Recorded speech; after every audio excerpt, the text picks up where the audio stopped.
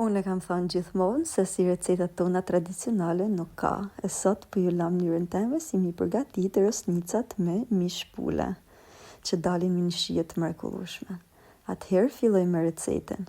Mishin e venosim në një tenxhere, i shtojmë aty krypen, e mulojmë me ujë, e mbyllim me kapak dhe e lam u zi derisa të jetë gati. Në momentin që është gati, e kalojmë mishin me njanë. Tash merrna me përgatitjen e rosnicave. Në një anë thellë hedhim mielin dhe në një anë tjetër tunim pak vezë me kryp.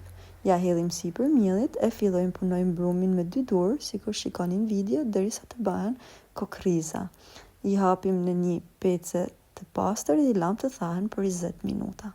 Mas kësaj kohe një tigan hedhim gjallë pevoj dhe i skuqim rosnicat në zjarr mesatar të ulët derisa të marrin të ngjyrën e bukur të artë.